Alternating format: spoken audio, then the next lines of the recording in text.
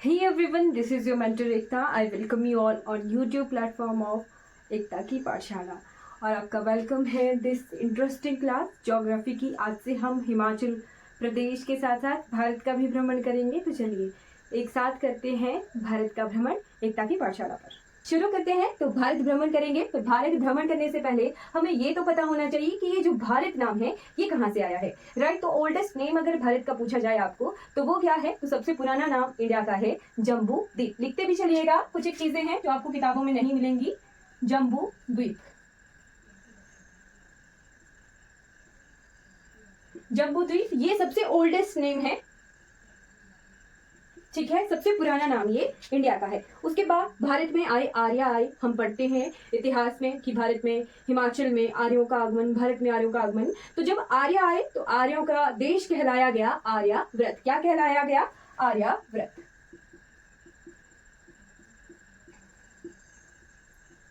और इन सभी के का वर्णन हमें कहाँ मिलता है, तो बहुत सारी रिटन बुक्स हैं, जैसे पुरानी पुरानी किताबें हैं, वहां पर हमें इन सब के रिटन एविडेंसेस मिलते हैं कि हाँ इस वक्त इनका भारत का ये नाम था, ये आर्य आए तो यहाँ पे आर्यवर्त था, राइट। तो उसी चीज से रिटन एविडेंसेस से ही हमें इन सभी नामों का पता चलता है। उसके बाद भारत के नाम से भारत का नाम पड़ा, तो उस वक्त भारत कहा गया, ठीक है, भारत ऋग्वैदिक काल, आर्य के बाद ही जो है ऋग्वैदिक काल आता है, राइट। तो भारत कहा गया और ये हमारा कॉन्स्टिट्यूशनल नेम भी है, ठीक है, कॉन्स्टिट्यूशनल नेम भी है, यानी संवैधानिक नाम है भारत का, राइट। भारत के संविधान में भारत नाम है, हिंदी में भारत है। और इसका नाम का वर्णन कहाँ मिलता है, तो एक रिटन एविडेंस है अभिज्ञानम शकुंतलम, राइट, जहां पे भारत का नाम मिलता है कि भरत राजा हुए, उनके नाम पे भारत नाम पड़ा, अभिज्ञानम शकुंतलम, राइट। ये एग्जाम में आ सकता है कि भारत का नाम, भारत का वर्णन भारत कहां पर लिखा हुआ मिलता है, तो अभिज्ञानम शकुंतलम।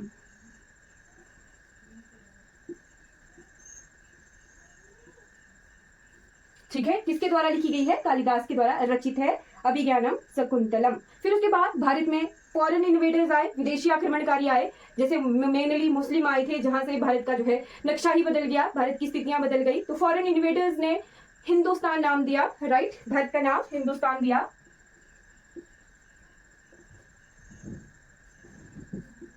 हिंदुस्तान नाम दिया किसने? जो भी भारत से बाहर से आक्रमणकारी आए, इन्वेडर आए, फॉरेनर इन्वेडर्स, है ना, आक्रमणकारी। ठीक, उसके बाद भारत में हुआ यूरोपियों का आगमन, ठीक है, यूरोपियन कंपनीज आई, जैसे पुर्तगाली आए, डच आए, ईस्ट इंडिया कंपनी, ब्रिटिशर्स आए, सारी यूरोपियन कंपनियां थी। तो उन्होंने क्या किया, इंडस यानी सिंधु नदी के नाम पे भारत को इंडिया नाम दिया था, राइट। सिंपल सी चीज, जो भी यूरोपीय कंपनियां आई, यूरोपीय भारत में आए, यूरोपियंस, उन्होंने इंडिया नाम दिया। इंडिया नाम दिया किस पे? इंडस रिवर, हमारी सिंधु नदी पर।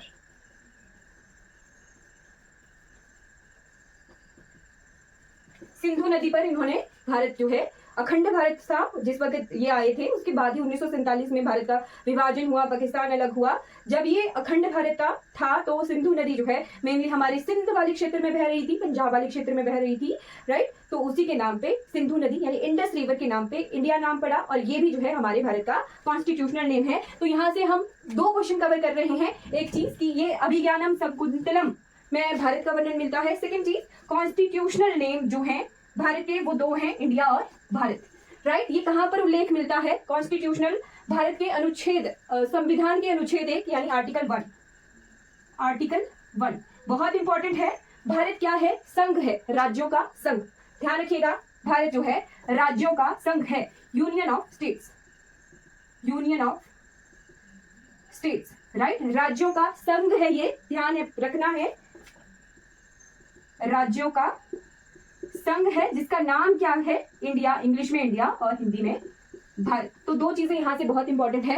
भारत का नाम भारत कहां मिलता है? हमें संविधान के आर्टिकल 1 में मिलता है, और उसी को ही पौराणिक काल में अभिज्ञानम शकुंतलम में भारत नाम मिला था। तो ये चीज क्लियर हो गई है? यस प्लीज, ये क्लियर हो गया है? अगर ये क्लियर हो गया है तो उसके बाद हम भारत की लोकेशन यानी इंडिया की स्थितियां क्या है वहां पर पहुंच जाएंगे।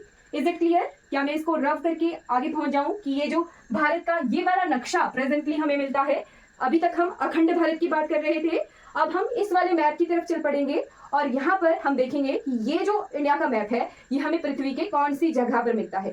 ठीक, लोकेशन देखेंगे भारत की। चलिए ओके, तो चलते हैं लोकेशन ऑफ सेकंड टॉपिक जो रहेगा। अभी तक हमने नेम्स ऑफ इंडिया का टॉपिक किया, नेम्स ऑफ इंडिया। अब इसके बाद नेक्स्ट टॉपिक जो हमने कवर करना है वो है लोकेशन ऑफ इंडिया।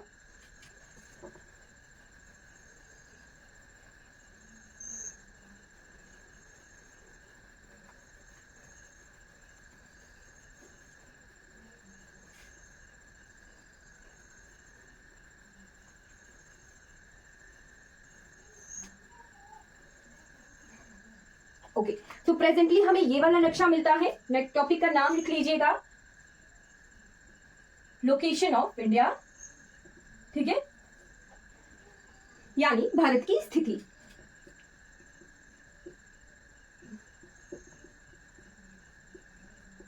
ठीक, तो ये जो मैप है ये हमें कहां जैसे मिलता है, पृथ्वी के कौन सी जगह पर है वो हमने देखना है। उससे पहले हमें पृथ्वी का थोड़ा सा स्ट्रक्चर समझना पड़ेगा। हमारी पृथ्वी पर 7 महाद्वीप हैं, राइट, और 5 ओशन है। वो चीज हम जब वर्ल्ड ज्योग्राफी की तरफ चलेंगे तब देखेंगे। अभी के लिए हमें जस्ट देखना है कि किस तरीके से पृथ्वी है और भारत कहाँ पर है। तो ये मान लीजिए हमारे पास ग्लोब है, पृथ्वी है, राइट। ये जो लाइन है बिल्कुल बीच से गुजर रही है, इसे कहते हैं 0 degree, right, 0 degree equator. Equator यानी भूमध्य रेखा, भूमध्य यानी पृथ्वी के बिल्कुल बीच से गुजरने वाली रेखा, भूमध्य रेखा। कुछ जगहों पर इसे विषुवत रेखा भी कहते हैं हिंदी में, राइट। बिल्कुल, भूमध्य रेखा भी कहा जाता है, विषुवत रेखा भी कहा जाता है, और इंग्लिश में इसे इक्वेटर कहते हैं। इसके साथ कोई भी डायरेक्शन नहीं है, सिंपल सी चीज। एक डायरेक्शन का लोकेशन, डायरेक्शन कैसे देखी जाती है, प्लस का साइन बना लीजिए। कहीं पर भी, कहीं पर भी बैठे हो, कोई भी जगह हो, बस इसी तरीके से जो है हम सॉल्व करते हैं डायरेक्शन वाले क्वेश्चन। रीजनिंग में भी इसी तरीके से किया जाता है। ऊपर नॉर्थ होता है, नीचे south, east and west, right. आप कहीं पर भी देखें ये लोकेशन इसी तरीके से होती है, राइट। तो 0 डिग्री से ऊपर, 0 डिग्री से ऊपर पृथ्वी का नॉर्दर्न यानी उत्तरी भाग होगा, और 0 डिग्री से नीचे पृथ्वी का क्या होगा, साउदर्न पार्ट यानी दक्षिणी भाग होगा, राइट। तो सिंपल सी चीज है, 0 डिग्री इक्वेटर पर कोई भी डायरेक्शन नहीं होती है, ना इसके साथ नॉर्थ लगा है, ना इसके साउथ लगा है, ना वेस्ट ना ईस्ट। ओके, बस 0 डिग्री जो है बिल्कुल पृथ्वी के बिल्कुल बीच से गुजर रही है। इसके ऊपर वाले भाग को कहते हैं नॉर्दर्न हेमिस्फीयर, नॉर्दर्न हेमिस्फीयर यानी उत्तरी गोलार्ध। ठीक है, और 0 डिग्री से नीचे वाला जो भाग है पृथ्वी का उसे कहते हैं साउदर्न हेमिस्फीयर,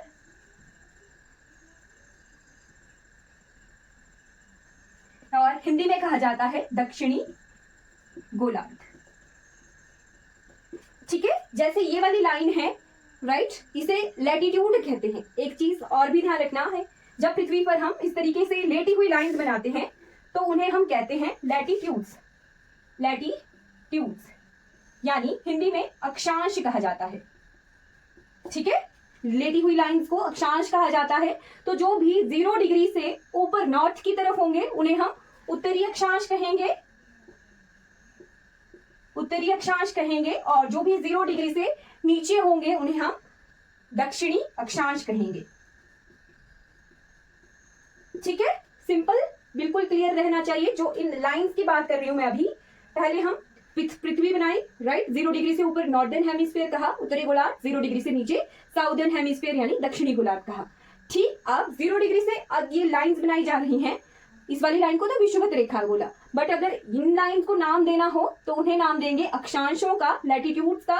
और 0 डिग्री से ऊपर जो भी लैटिट्यूड्स होंगे, अक्षांश होंगे, उन्हें हम उत्तरी अक्षांश कहेंगे, और 0 डिग्री से नीचे जो भी लैटिट्यूड्स होंगे, लाइंस होंगी, उन्हें हम दक्षिणी अक्षांश कहेंगे। ठीक, तो ये लैटिट्यूड्स क्लियर हो गया। अब इसके बाद कुछ और लाइंस होती हैं पृथ्वी पर इस तरीके से, ये बिल्कुल वर्टिकल लाइन, ये हॉरिजॉन्टल लाइन थी, और ऐसी वर्टिकल लाइन खड़ी रेखा भी होती है जो पृथ्वी के बिल्कुल बीच से गुजर रही है, उसे कहते हैं 0 डिग्री प्राइम मेरिडियन।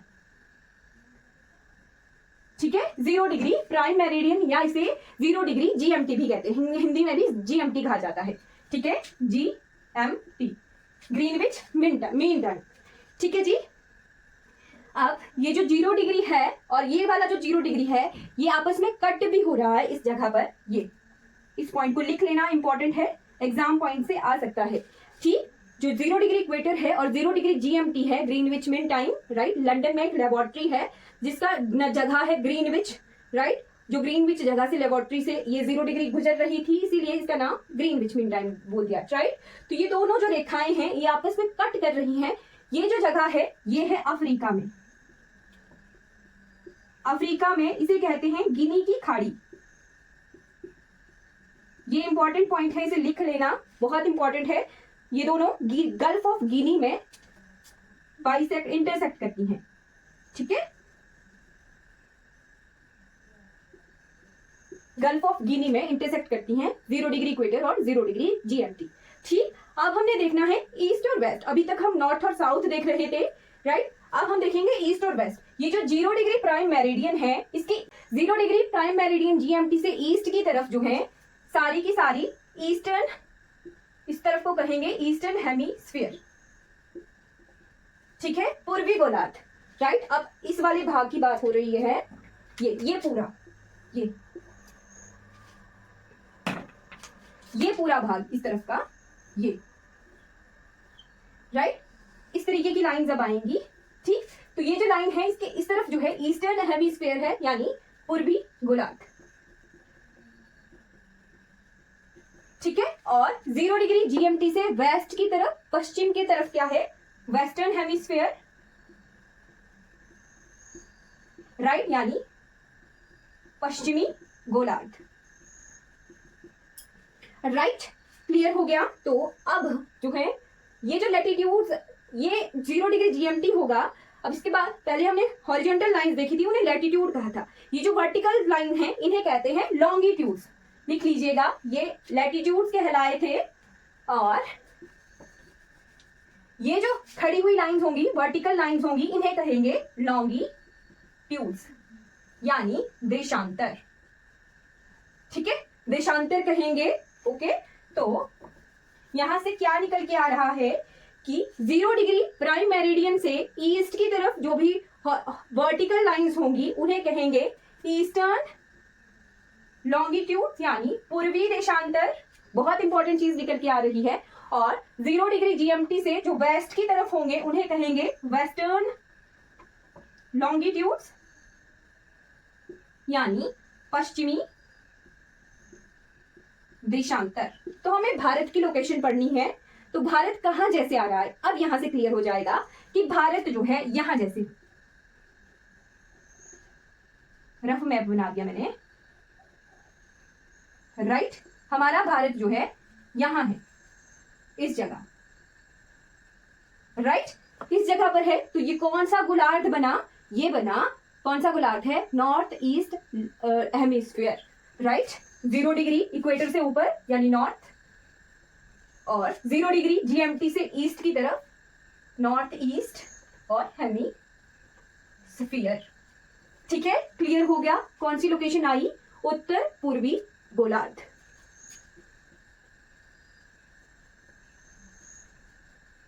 और आजकल स्टेटमेंट्स वाले क्वेश्चन आ रहे हैं, करेक्ट स्टेटमेंट जो टिक करनी है, इनकरेक्ट स्टेटमेंट टिक करनी है, तो वहां पर इतनी छोटी छोटी स्टेटमेंट्स जो है आ जाती हैं। तो भारत की लोकेशन कौन सी बनी, उत्तर पूर्वी गोलार्ध। क्लियर हो गया, ठीक है, उत्तर पूर्वी गोलार्ध में भारत पड़ता है। यहां से क्लियर हो जाना चाहिए। अब हम देखेंगे कौन से लैटिट्यूड्स और कौन से लॉन्गिट्यूड्स में पड़ता है। एग्जैक्टली जो है भारत के आसपास से कौन सी लाइंस गुजर रही हैं, ठीक है, कौन सा देशांतर गुजर रहा है, कौन सा अक्षांश गुजर रहा है, ठीक। तो ये जो लाइन होंगी, जैसे ये जो है 0 डिग्री से ऊपर है तो उत्तरी अक्षांश ही होगा।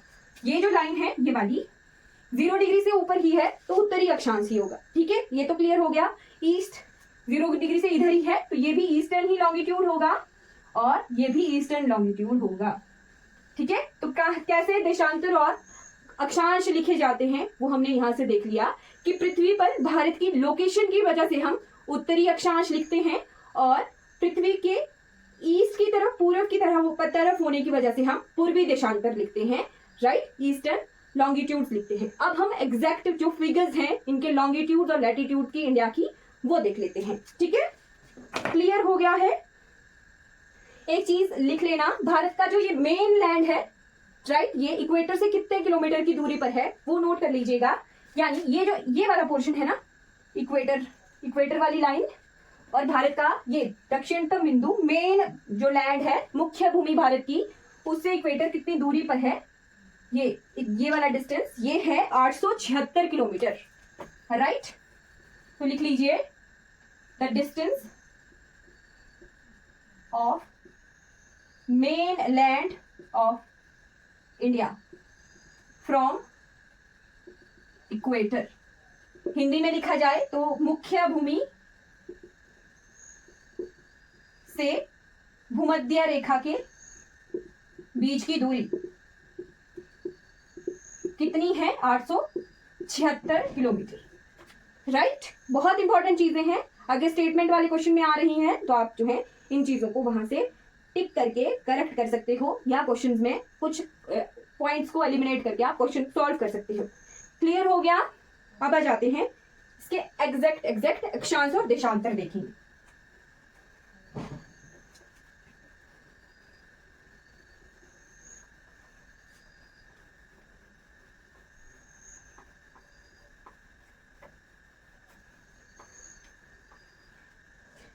तो अगर भारत का मैप बनाना हो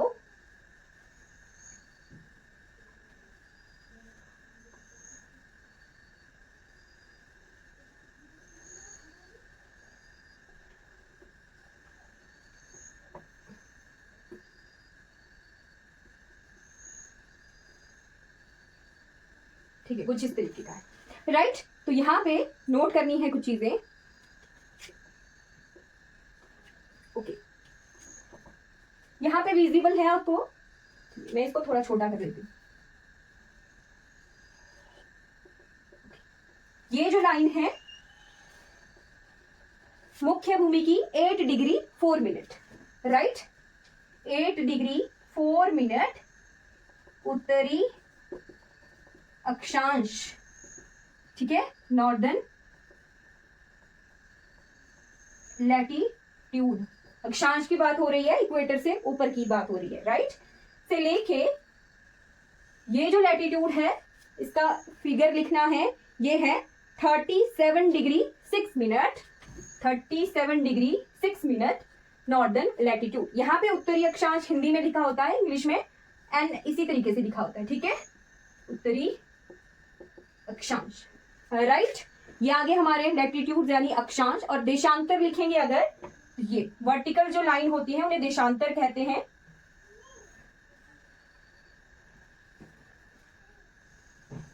तो यहां पे जो देशांतर है, गुजरात का ये बिंदु है, गुजरात में ये है 68 डिग्री 7 मिनट ईस्ट, ईस्ट यानी पूर्वी देशांतर,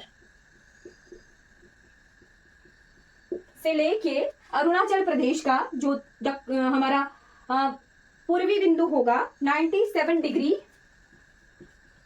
25 मिनट ईस्ट यानी पूर्वी देशांतर, ठीक है। तो ये 4 पॉइंट आपको बिल्कुल ध्यान रखने हैं। देशांतर वाले, ईस्टर्न लॉन्गिट्यूड्स वाले 68 डिग्री 7 मिनट ईस्ट से लेके 97 डिग्री 25 मिनट ईस्ट तक जो है हमारा वेस्ट टू ईस्ट एक्सटेंट है भारत का, और 8 डिग्री 4 मिनट से लेके 37 डिग्री 6 मिनट नॉर्दर्न लैटिट्यूड उत्तरी अक्षांश में भारत की स्थिति है। तो क्या ये आपको क्लियर हो गए हैं पॉइंट्स? क्या ये पॉइंट्स क्लियर हैं? ये लिख लिया आपने?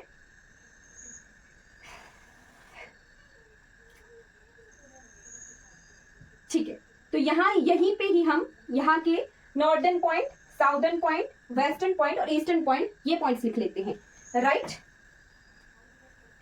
उसके साथ साथ एक और चीज लिख सकते हो, भारत का नॉर्थ से साउथ तक कितना किलोमीटर है, तो एग्जैक्टली अगर किलोमीटर लिखने हो 3214 किलोमीटर, नॉर्थ से साउथ तक, ये वाली लाइन, ये नॉर्थ से साउथ तक कितना किलोमीटर है, 3214 किलोमीटर, राइट। और अगर वेस्ट टू ईस्ट देखना हो, वेस्ट टू ईस्ट कितने किलोमीटर है Bharat, right, west to east, पश्चिम से लेके पूर्व तक 2933 किलोमीटर है, 2933 किलोमीटर, राइट। ये दोनों भी लिख लेना, स्टेटमेंट वाली क्वेश्चंस में आ जाते हैं, ठीक। तो सबसे पहला जो पॉइंट लिखना है, सबसे उत्तरी बिंदु, नॉर्दर्न पॉइंट ऑफ इंडिया, उत्तरी बिंदु, क्या नाम है इसका? जगह और नाम, दो चीजें। लोकेशन कहाँ है? लद्दाख में। लद्दाख में। नाम क्या है? इंदिरा कोल। इंदिरा कोल, ठीक है।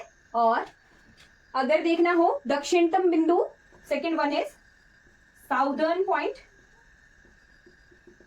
तो साउदर्न पॉइंट दो लिखने हैं, एक है जी मुख्य भूमिका यानी जो मेन मैप है भारत का वो, और एक है यहाँ पे अंडमान निकोबार आइलैंड्स द्वीप समूह है, तो ये थोड़ा नीचे है, ठीक है, राइट। तो दो बिंदु हमें मिलते हैं यहाँ पे, ये वाला 6 डिग्री 4 मिनट यहाँ पे है, ठीक है। तो साउदर्न पॉइंट एक लिखना है मेन लैंड का यानी मुख्य भूमिका। जो अगर स्टेट लिखना हो तो स्टेट है तमिलनाडु, तमिलनाडु में ये पड़ता है, तमिलनाडु के कन्याकुमारी में ये पड़ता है, राइट। केप कॉमोरिन नाम है, केप कॉमोरिन, ठीक है, केप कॉमोरिन। और हिंदी मीडियम वालों के लिए इंग्लिश में ही वर्ड्स आ जाते हैं, तो बिल्कुल ध्यान रखना है, राइट। दोनों पॉइंट्स जो हैं इंग्लिश मीडियम में भी और हिंदी मीडियम में दोनों लेके चलना है कि हाँ हमें दोनों चीजों से वाकिफ होना है, राइट। और अगर भारत के अंडमान एंड निकोबार आइलैंड्स में इंदिरा पॉइंट है, ठीक है, अंडमान एंड निकोबार आइलैंड्स में इंदिरा पॉइंट है,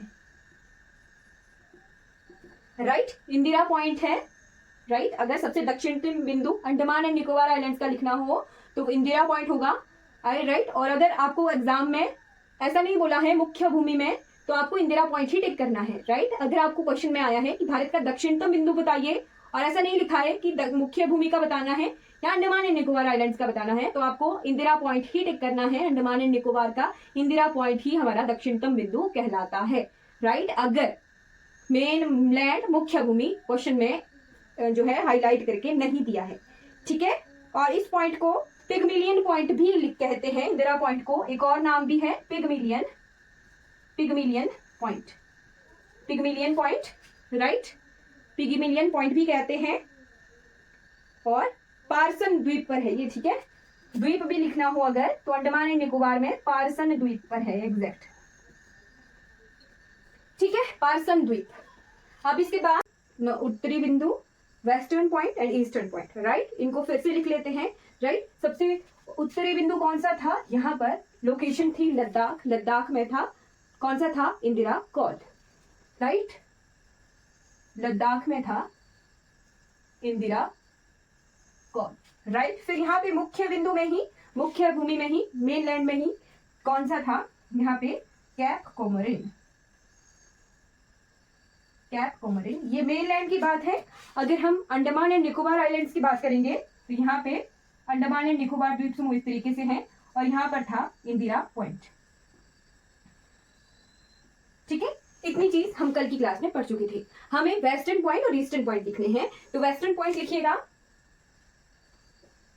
वेस्टर्न पॉइंट यानी पश्चिमी बिंदु। तो भारत का पश्चिम किस तरफ है? बिल्कुल हम लास्ट क्लास में देख चुके हैं, ऊपर नॉर्थ, साउथ, वेस्ट, ईस्ट। तो यहाँ गुजरात में हमें जो है दक्षिणतम बिंदु मिलेगा, वेस्टर्न पॉइंट मिलेगा, पश्चिमी बिंदु मिलेगा।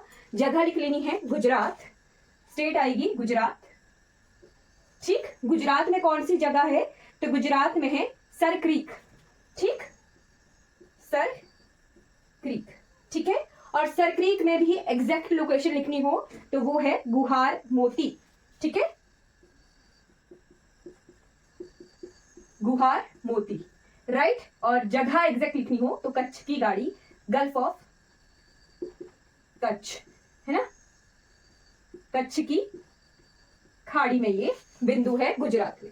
वेस्टर्न पॉइंट लिख लिया। अब यहाँ पे आता है ईस्टर्न पॉइंट, तो ये लोकेशन रहेगी, ठीक है। सेकेंड वन आ गया ईस्टर्न पॉइंट यानी पूर्वी बिंदु।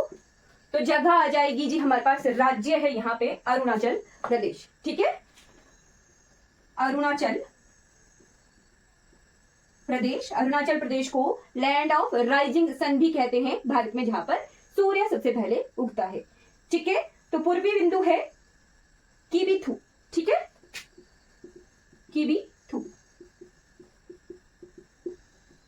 किबिथु गांव अगर लिखना हो तो एग्जैक्ट यहाँ पे वालांगू गांव है ना,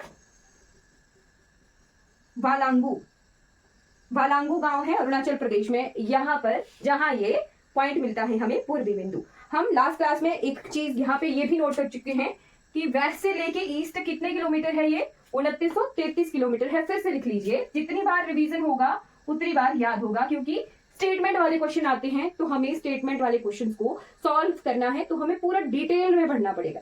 ठीक है, पश्चिम से लेके पूर्व तक 2933 किलोमीटर है, और नॉर्थ से लेके साउथ तक कितना है, कितना है जी, 3214 किलोमीटर, 3214 किलोमीटर।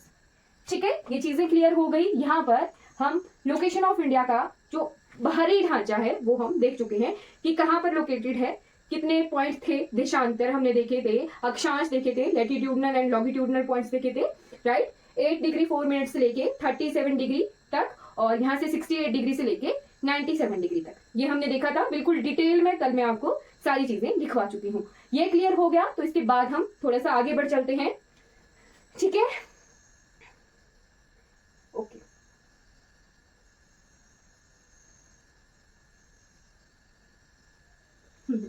चलिए आगे चलते हैं। थोड़ा सा नोट करना है, भारत का विश्व भर में क्या स्थान है। ठीक है, तो population wise and area wise.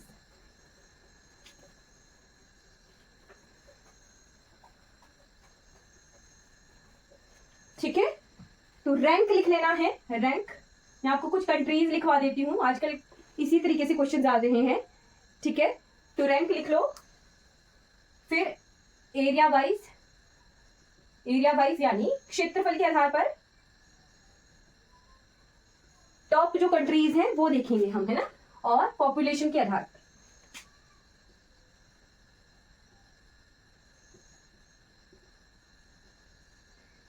आजकल ट्रेंड बना हुआ है कि पहले की बात नहीं की जाती, कई बार दूसरा आता है, कई बार तीसरा आता है, तो कई बार स्टेटमेंट में क्वेश्चन आ रहे हैं, तो हमें हर एक चीज पढ़ के जाना है। ठीक है, चलिए पहले एरिया वाइज देखते हैं। रैंक 1, सबसे ज्यादा एरिया कौन सी कंट्री का है, तो कंट्री है जी रशिया। ठीक है, रशिया हिंदी में रूस लिखा जाता है। ठीक है, सबसे ज्यादा क्षेत्रफल, सबसे ज्यादा एरिया रशिया का है। ठीक, दूसरे नंबर पर है कनाडा।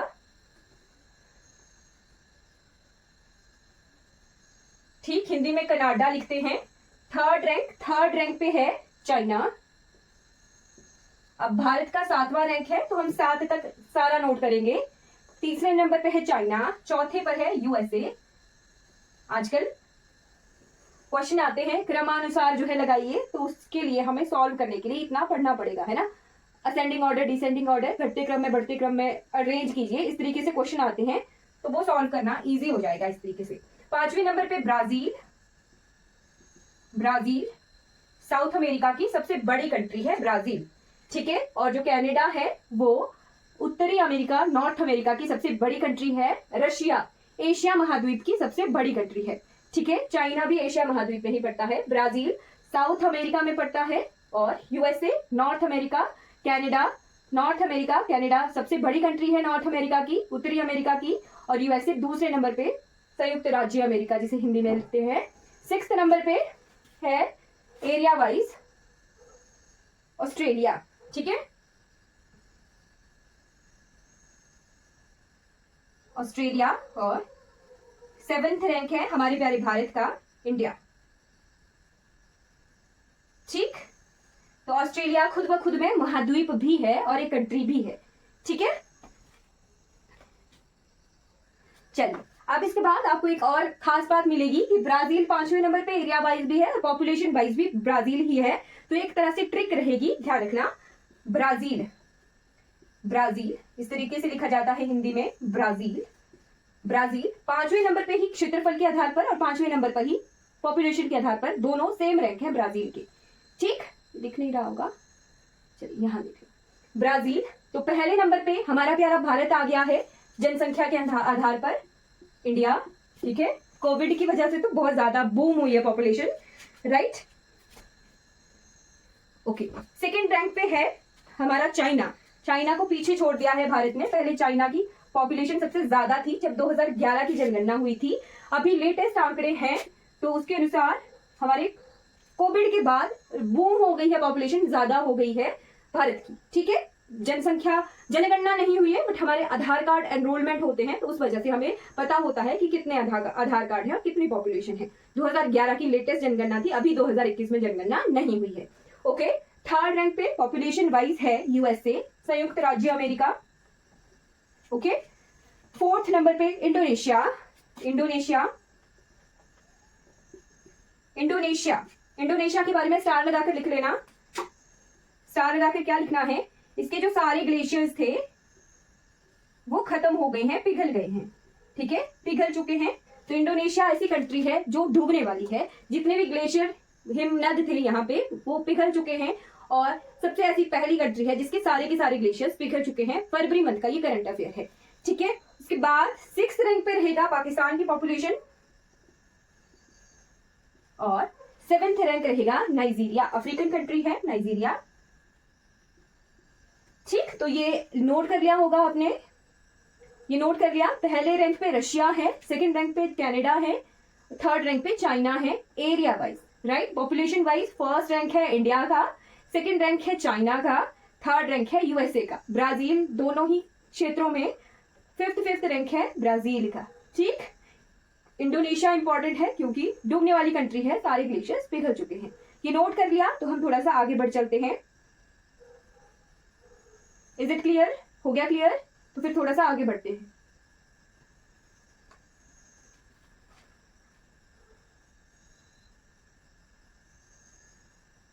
ओके, चलिए आप थोड़ा सा एरिया लिखते हैं भारत का, और भारत में का कितना परसेंटेज वर्ल्ड की एरिया का है वो लिखते हैं।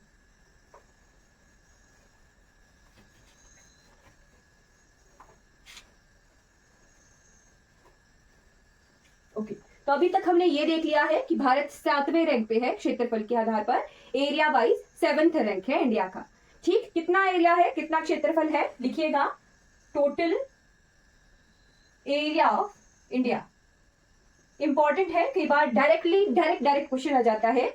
32,87,263 32,87,263 किलोमीटर स्क्वायर, ठीक। 32,87,263 स्क्वायर किलोमीटर जो है भारत का टोटल एरिया है, टोटल क्षेत्रफल है, जो कि वर्ल्ड का, विश्व के क्षेत्रफल का कितना परसेंटेज है, 2.42%। ये जो 0.42 है ना, 2.42, ये स्टार लगाकर लिख लेना, इस तरीके से क्वेश्चन आ जाते हैं, ठीक है। तो एरिया ऑफ इंडिया, अच्छा इसको ऐसे लिखना, area of India is 2.42% of world's area, ठीक है ना, ऐसे लिखना, जो कि हिंदी वालों के लिए, जो कि विश्व के क्षेत्रफल का 2.4242% है, ठीक है। तो ये बहुत इंपॉर्टेंट फिगर है। ऐसा ही फिगर अगर आप हिमाचल प्रदेश पढ़ रहे हो तो वहां से भी नोट कर लेना है। जैसे हम पढ़ते हैं ना 55,673 किलोमीटर स्क्वायर, तो वहां पे साथ में लिखना कि वो इंडिया के कितना परसेंटेज है, ठीक है। तो अगर आप वहां पर पढ़ रहे हो तो साथ में वो पॉइंट जरूर लिख लेना है, स्टेटमेंट वाइज ये क्वेश्चन आ जाते हैं, ठीक है। Population of India is about 17.5% of world population, ठीक है। तो ये भी लिख लेना, विश्व भर का 17.5%, 17% जो पॉपुलेशन है वो भारत में वास करती है, रहती है। 77.5% पॉपुलेशन ऑफ वर्ल्ड, ठीक है, इज इन इंडिया, ठीक है। हिंदी बना लेना कि विश्व की, भारत की जनसंख्या 17.5% है विश्व की जनसंख्या का, ठीक है। तो ये नोट कर लिया होगा। इसके बाद हम वर्ल्ड पैटर्न पर आएंगे, बट उससे पहले मैं आपको कुछ चीजें करवाऊंगी जो कि यहीं से ही क्लियर हो जाएंगी। क्लियर हो गया है, ये नोट कर लिया, तो इसके बाद हम बढ़ेंगे। ओके, मैप नहीं मिटाऊंगी मैं, है ना, ओके ठीक है, ये नोट कर लिया। तो इसके बाद मैं थोड़ा सा वर्ल्ड मैप की तरफ आऊंगी, वहां पे आपको कर्क रेखा और मकर रेखा बताती हूँ, फिर उसकी स्थिति भारत में क्या है वो, ये नोट कर लिया।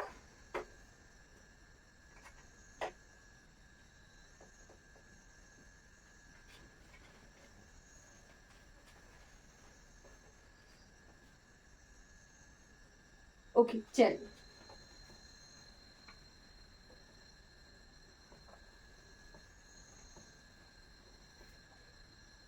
ठीक है, तो इतना तो हमने कल भी देखा था। ये कौन सी रेखा है, 0 डिग्री इक्वेटर। ठीक है, आपका हिंदी मीडियम है या इंग्लिश मीडियम है ये बता दीजिए, हिंदी मीडियम है या इंग्लिश मीडियम है। भूमध्य रेखा या फिर विषुवत रेखा, ठीक। 0 डिग्री इक्वेटर को भूमध्य रेखा कहते हैं या फिर विषुवत रेखा कहते हैं। हमने ये कल देखा था, 0 डिग्री से नॉर्थ की तरफ नॉर्दर्न लैटिट्यूड थे और 0 डिग्री से साउथ की तरफ साउदर्न लैटिट्यूड थे, यानी ऊपर की तरफ उत्तरी अक्षांश थे और नीचे की तरफ दक्षिणी अक्षांश थे। ठीक है, तो 0 डिग्री से ऊपर जो भी हम लाइंस ड्रॉ करेंगे उनके साथ हम नॉर्थ लगाएंगे। ठीक है, 0 डिग्री से ऊपर की तरफ हम जो भी लाइंस ड्रॉ करेंगे, लेटी हुई लाइन, उन्हें हम कहेंगे उत्तरी अक्षांश। ठीक है, तो 0 डिग्री से ऊपर ये क्या किया हमने, एक लाइन ड्रॉ कर दी, एक लाइन बना दी। ठीक है, जो बनाई हमने 23.5 डिग्री उत्तरी अक्षांश पर। ठीक है, 23.5 डिग्री उत्तरी अक्षांश। ठीक है, 23.5 डिग्री उत्तरी अक्षांश। क्यों बोला इसे, क्योंकि ये 0 डिग्री इक्वेटर भूमध्य रेखा से उत्तर की तरफ है। ठीक है, नॉर्थ की तरफ है, इसीलिए हमने इसे उत्तरी अक्षांश बोला। तो 23.5 डिग्री उत्तरी अक्षांश को एक हम नाम देते हैं, इसे कहते हैं tropic of cancer. Tropic of cancer, cancer का कर्क रेखा, याद रहेगा, कर्क रेखा, कर्क रेखा। सिंपल सी चीज, 23.5 डिग्री उत्तरी अक्षांश को क्या कहते हैं, कर्क रेखा कहते हैं। वैसे ही अगर 0 डिग्री इक्वेटर से नीचे की तरफ जाएं, भूमध्य रेखा से दक्षिण की तरफ जाएं, तो अगर हम 23.5 डिग्री साउथ में 23.5 डिग्री साउथ यानी दक्षिणी अक्षांश बनाएं, ठीक है, तो उसका नाम है ट्रॉपिक ऑफ कैप्रिकॉर्न। क्या नाम है, ट्रॉपिक ऑफ कैप्रिकॉर्न यानी मकर रेखा। ठीक है, तो हमारे भारत की क्या लोकेशन है, हमारे भारत की लोकेशन है 0 डिग्री से ऊपर, 0 डिग्री से ऊपर है। और हमने ये देखा था 8 डिग्री और 37 डिग्री उत्तरी अक्षांशों के बीच में भारत है। अगर 8 और 37 के बीच में है तो ये जो 23.5 डिग्री नॉर्थ है ये भारत से गुजर रहा होगा। ये समझ आ गया, अगर 8 से लेके 37 डिग्री के बीच में भारत है ना, ये 8 डिग्री है यहाँ पे सिंपल सा, और ये 37 डिग्री है, तो यहीं पर ही कहीं बीच में 23.5 डिग्री गुजर रहा होगा। तो हमें ये पता लग गया यहाँ से कि जो ट्रॉपिक ऑफ कैंसर है, कर्क रेखा है, वो भारत से गुजरती है। यहाँ से ये चीज क्लियर हो गई, जो कर्क रेखा है वो भारत से गुजरती है। 23.5 डिग्री उत्तरी अक्षांश जिसे कर्क रेखा कहते हैं, ट्रॉपिक ऑफ कैंसर कहते हैं, वो भारत से गुजरती है। और किन किन राज्यों से गुजरती है वो हमने देखना है। ठीक है, तो उससे पहले हमें एक चीज नोट करनी है, यहीं पर ही नोट कर लीजिएगा। एक तो हम ट्रॉपिक ऑफ कैंसर देखेंगे भारत की स्थिति में, बट विश्व की स्थिति में ये जो ट्रॉपिक ऑफ कैंसर है, इक्वेटर है और मकर रेखा है, ये सब कौन कौन से देशों से गुजर रहे हैं, कितने देशों से गुजर रहे हैं वो लिख लेते हैं। ठीक है, क्योंकि हमने वर्ल्ड मैप बनाया ही है तो यहीं पर ही इजी हो जाएगा। राइट, भारत पर बाद में आते हैं, पहले विश्व की स्थिति देख लेते हैं कि वर्ल्ड भर में क्या स्थिति है। तो जो ट्रॉपिक ऑफ कैंसर है वो गुजरता है लगभग 18 देशों से, 18 कंट्री से। यहीं पर ही लिख लेना सामने 18 कंट्रीज। ठीक है, 18 कंट्रीज यानी 18 देशों से ये गुजरती है कर्क रेखा। ठीक है, 18 देशों से गुजरती है। और माही रिवर जो कि भारत में है, माही रिवर लिख लेना साथ में, बहुत इंपॉर्टेंट है। माही रिवर, माही रिवर यानी माही नदी, माही नदी से 2 बार काटती है। ठीक है, माही रिवर लिख लेना, साथ में लिखना, इसके ऊपर लिख रही हूं मैं, इट कट्स इट 2 टाइम्स। ठीक है, 2 बार काटती है। ठीक है, माही रिवर 2 बार काटती है। माही रिवर एक तो हमें पता है कि भारत में है, इंडिया में है, और महाद्वीप कौन सा है, एशिया महाद्वीप है। तो ये नोट कर लेना है, ट्रॉपिक ऑफ कैंसर से कर्क रेखा से कि कर्क रेखा 18 देशों से, टोटल 18 देशों से, 18 कंट्री से गुजरती है। और माही रिवर जो कि एशिया महाद्वीप और भारत देश में है, ये इसे 2 बार काटती है। माही रिवर निकलती कहां से है ये हम आगे देख लेंगे, बट मेनली राजस्थान से निकलती है माही रिवर। ठीक है, तो ये नोट कर लिया। उसके बाद आ जाते हैं, सेकंड जो लाइन थी वो थी इक्वेटर यानी भूमध्य रेखा। ठीक है, तो ये नोट कर लिया हो तो भूमध्य रेखा के बारे में कुछ लिखते हैं। राइट, भूमध्य रेखा जिसे 0 डिग्री इक्वेटर कहते हैं।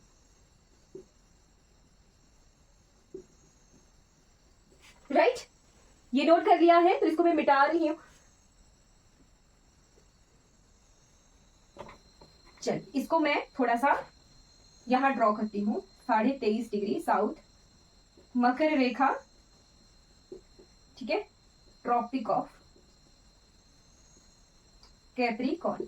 जो इक्वेटर है वो उसके बारे में लिखना है, पॉइंट्स में लिख लेना चाहे। इक्वेटर कितने कंट्रीज से गुजरता है तो 18 कंट्री से गुजरा था, 18 देशों से।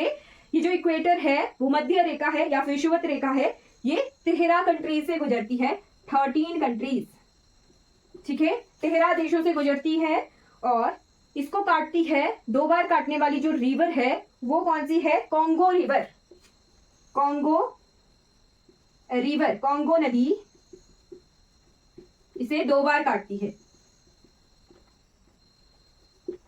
ना, कट्स 2 टाइम्स। ठीक, ये जो कॉन्गो रिवर है ये है कौन से महाद्वीप में?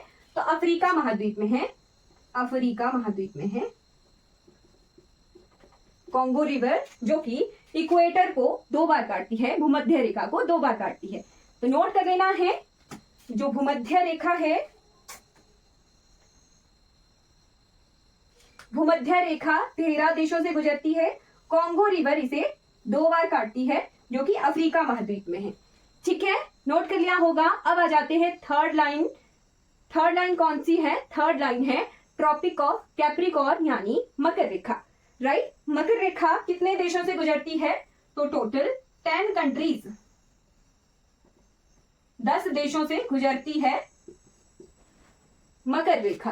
ठीक है, और इसको काटने वाली नदी का नाम है लिम्पोपो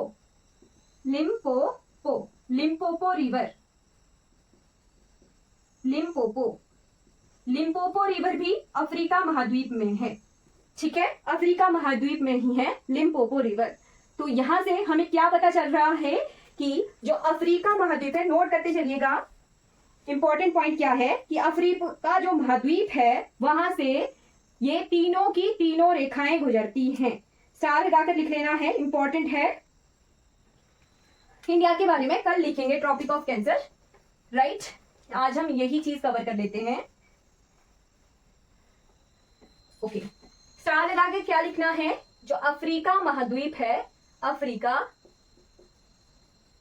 से तीनों ऑल 3 लाइंस, तीनों रेखाएं गुजरती हैं, कर्क भी, मकर भी और भूमध्य भी। ये बहुत इंपॉर्टेंट है। कई बार डायरेक्ट आजकल स्टेटमेंट वाइज क्वेश्चन आ रहे हैं तो ये डायरेक्ट स्टेटमेंट बन सकती है। ठीक है, राइट। और अफ्रीका महाद्वीप को एक और नाम से भी कहते हैं ब्लैक कॉन्टिनेंट। एकमात्र ऐसा महाद्वीप है पूरे विश्व भर में जिससे ये तीनों की तीनों रेखाएं गुजरती है। राइट, जैसे एशिया है वहां से इक्वेटर गुजर रहा है, कर्क रेखा गुजर रही है। नॉर्थ अमेरिका से कर्क गुजर रही है, इक्वेटर गुजर रहा है। राइट, बट अफ्रीका से ये तीनों गुजर रही हैं। ठीक है, इंपॉर्टेंट है।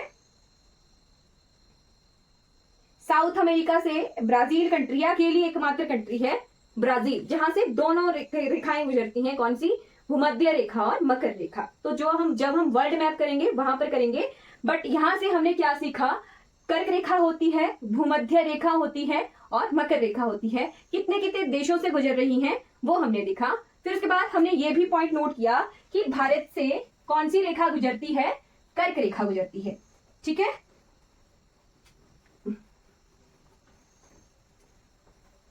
राइट। तो इंडिया से कौन सी रेखा गुजरती है? ट्रॉपिक ऑफ कैंसर यानी कर्क रेखा गुजरती है। राइट, इंडिया से पहले कौन सी कंट्री है, कौन से देश है? वो हम कल देखेंगे, और भारत के कितने राज्यों से, कितने स्टेट से गुजरती है, वो हम सब कुछ कल देखेंगे। तो कल हम ट्रॉपिक ऑफ कैंसर और जो इंडियन स्टैंडर्ड टाइम की लाइन है IST, ठीक है, इंडियन स्टैंडर्ड टाइम की जो लाइन है, भारत की समय मानक रेखा, वो हम कल देखेंगे। तो ये कल का टॉपिक रहता है, इसके बारे में हम कल पढ़ेंगे। कोई डाउट है तो पूछ लीजिए। अगर ये वीडियो आपको अच्छी लगी हो तो लाइक कीजिएगा, शेयर कीजिएगा और मेरे चैनल को सब्सक्राइब कीजिएगा। एकता की पाठशाला पर आप इसी तरह से इंटरेस्टिंग जो कंटेंट है वो पढ़ पाओगे। Thank you so much for watching this video.